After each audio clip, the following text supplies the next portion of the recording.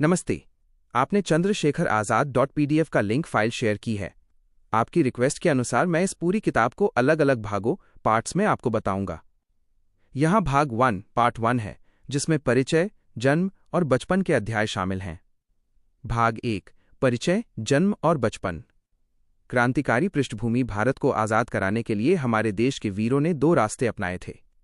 एक दल उन नवयुवकों का था जो मानते थे कि आज़ादी भीख में नहीं मिलती बल्कि शक्ति से छीननी पड़ती है। इस पुस्तक में जिस वीर की कहानी है वो इसी सशस्त्र क्रांति दल का अमर सेनानी था, जिसका नाम चंद्रशेखर आज़ाद था। उन्होंने अपने माता पिता का प्यार और जवानी के सुख त्याग कर देश के लिए खुद को न्योछावर कर दिया। जन्म सन 1905 की बात है। अलीराजपुर स्टेट में एक ब्राह्मण परिवार रहता था।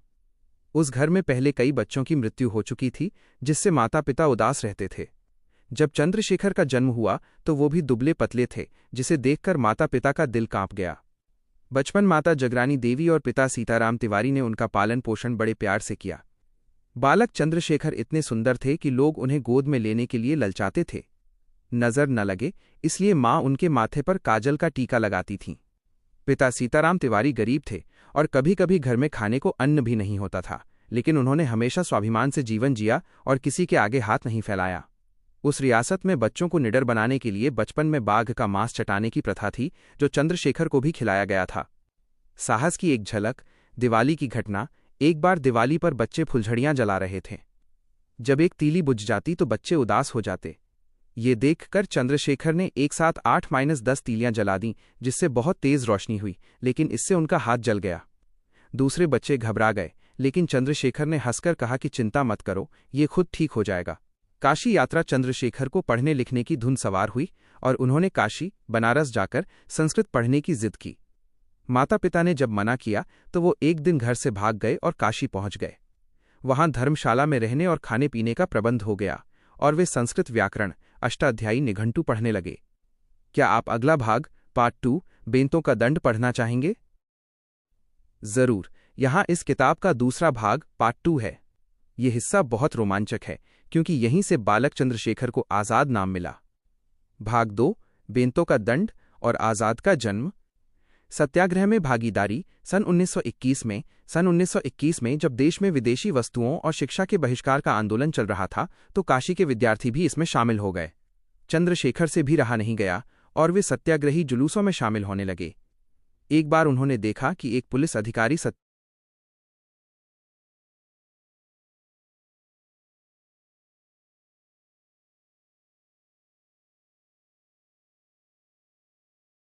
कंकड़ उठाकर पुलिस अधिकारी के माथे पर दे मारा, जिससे उसका खून बहने लगा। गिरफ्तारी और अदालत। पुलिस ने उन्हें ढूंढ निकाला और गिरफ्तार कर लिया। सर्दी की रात में उन्हें हवालात में बिना ओढ़ने के कपड़े दिए बंद कर दिया गया। जब रात को इंस्पेक्टर उन्हें देखने आया तो उसने देखा कि चंद्रशेखर ठंड से ठिठुरने के बजाय दंड बैठक एक्सरसाइज कर रहे थे और पसीने से लथपथ थे। अगले दिन उन्हें पारसी मजिस्ट्रेट खरेघाट के सामने पेश किया गया, जो बहुत कठोर थे। वहां जो सवाल जवाब हुए वे इतिहास बन गए। मजिस्ट्रेट: तुम्हारा नाम क्या है? युवक: आज़ाद। मजिस्ट्रेट: पिता का नाम क्या है? युवक: स्वतंत्र। मजिस्ट्रेट: तुम्हारा घर कहाँ है? युवक: जेलखाना। 15 बेंतों की सजा। इस जवाब से चिढ़कर मजिस्ट्रेट ने उन्हें 15 बेंत मारने की सजा सुनाई। बनारस जेल में उन्हें नंगा करके टिकटिकी फ्लॉगिंग फ्रेम से बांध दिया गया। हर बेंत पड़ने पर उनकी चमड़ी उधड़ जाती थी, लेकिन वे हर चोट के साथ भारत माता की जय का नारा लगाते रहे। उन्होंने उफ तक नहीं की। जनता द्वारा स्वागत। जब वे जेल से छूटे तो बाहर हजारों लोग उनके स्वागत के लिए खड़े थे। लोगों ने उन्हें फूल मालाओं से लाद दिया। उसी दिन से वे चंद्रशेखर की जगह चंद्रशेखर आज़ाद के नाम से प्रसिद्ध हो गए। बाद में उन्होंने काशी विद्यापीठ में पढ़ाई शुरू की, लेकिन जल्द ही उनका मन वहां से उचट गया और वे एक बड़े मिशन के लिए घर बार छोड़कर निकल पड़े। क्या आप अगला भाग पार्ट 3 महंत की गद्दी और क्रांतिकारी दल का गठन पढ़ना चाहेंगे? जरूर। यहाँ चंद्रशेखर आज़ाद की जीवनी का तीसरा भाग पार्ट 3 है। इस भाग में क्रांतिकारी दल के गठन और धन जुटाने के अनोखे प्रयासों का वर्णन है। भाग 3 महंत की गद्दी और क्रांतिकारी संघर्ष। क्रांतिकारी दल में प्रवेश। चौरीचौरा कांड के बाद जब असहयोग आंदोलन बंद हो गया तो कई नवयुवक क्रांतिकारी गतिविधियों की ओर मुड़े। बनारस उस समय बंगाल के क्रांतिकारियों का केंद्र बन रहा था। यहीं पर प्रणवेश नामक एक युवक ने चंद्रशेखर की मुलाकात रामप्रसाद बिस्मिल जैसे बड़े क्रांतिकारी नेताओं से करवाई और उन्हें दल में शामिल कर लिया। धन जुटाने की समस्या और पहला असफल प्रयास, क्रांतिकारी दल को हथियार खरीदने और गुप्त कार्य करने के लिए धन की सख्त जरूरत थी। शुरू में तय हुआ कि अमीर लोगों के घर डाके डाले जाएं। एक बार रामप्रसाद बिस्मिल के नेतृत्व में दल ने फतेहपुर के पास एक गांव में मुखिया के घर डाका डाला, लेकिन बिस्मिल जी का सख्त आदेश था कि किसी भी महिला को हाथ न लगाया जाए। जब घर की महिलाओं ने देखा कि ये डाकू उन्हें कुछ नहीं कह रहे, तो उन्होंने उल्टा मुकाबला किया और एक महिला ने तो उनकी पिस्तौल भी छीन ली। बिस्मिल जी के आदर्शों के कारण वे खाली हाथ और एक पिस्तौल गंवाकर वापस लौट आए। महंत की गद्दी का किस्सा। असफलता के बाद दल के एक साधु सदस्य रामकृष्ण खत्री ने एक नया सुझाव दिया। गाजीपुर में एक बहुत अमीर महंत थे जो बीमार थे और किसी योग्य शिष्य की तलाश में थे।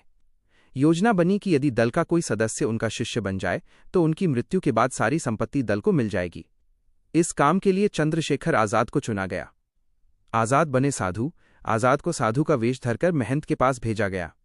महंत उनके सुडौल शरीर और मधुर वाणी से मोहित हो गए और उन्हें शिष्य बना लिया। पिंजरे में आजाद। वहां उन्हें दिन रात गुरुमुखी रटनी पड़ती थी। कुछ ही दिनों में आजाद ऊब गए। उन्होंने साथियों को चिट्ठी लिखी कि ये महंत तो रोज सेर भर दूध पीता है और दंड पेलता है, ये जल्दी मरने वाला नहीं है, मुझे यहां से निकालो। वापसी। साथी उन्हें समझाने गए कि मठ एक किले जैसा सुरक्षित है, लेकिन आजाद पक्षी पिंजरे में नहीं रह सकता था। वे एक दिन चुपचाप वहां से भाग निकले और वापस बनारस आकर दल में मिल गए। क्या आप अगला भाग पार्ट 4 सरकारी खजाने की लूट माइनस काकोरी कांड पढ़ना चाहेंगे? जरूर। यहां चंद्रशेखर आजाद की जीवनी का चौथा भाग पार्ट 4 है। इस भाग में ऐतिहासिक काकोरी कांड की घटना है जिसने ब्रिटिश सरकार की नींद उड़ा दी थी। भाग 4 सरकारी खजाने की लूट काकोरी कांड। संगठन और संघर्ष। सन 1924 में संगठन फिर से मजबूत होने लगा।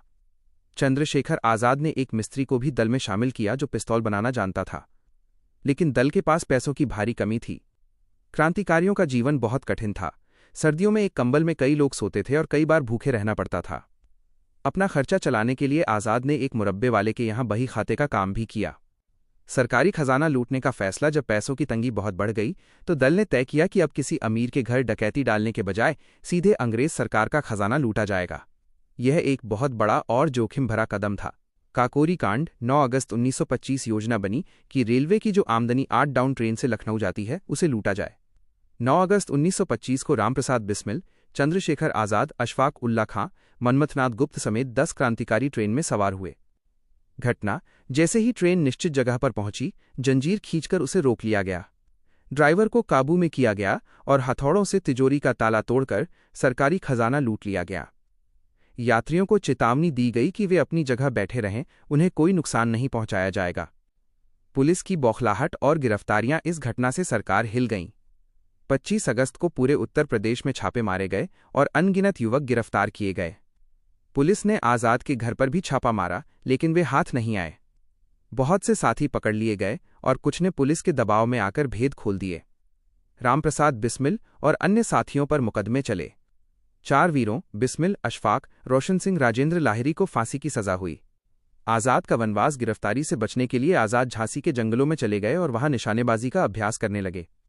बाद में वे भेष बदलकर एक मजदूर की तरह रहने लगे और जहाज में बोझा ढोने का काम किया। क्या आप अगला भाग पार्ट 5 सैंडर्स वध और असेंबली में बम पढ़ना चाहेंगे? यहां चंद्रशेखर आजाद की जीवनी का 5वां भाग पार्ट 5 है। इस भाग में क्रांतिकारी आंदोलन के सबसे रोमांचक और ऐतिहासिक पन्ने हैं, सैंडर्स वध और असेंबली बम कांड। भाग 5 सैंडर्स वध और असेंबली में बम। दल का पुनर्गठन। काकोरी कांड के बाद बिखरे हुए दल को फिर से खड़ा करने के लिए चंद्रशेखर आजाद कानपुर पहुंचे, जहां उनकी मुलाकात सरदार भगत सिंह से हुई।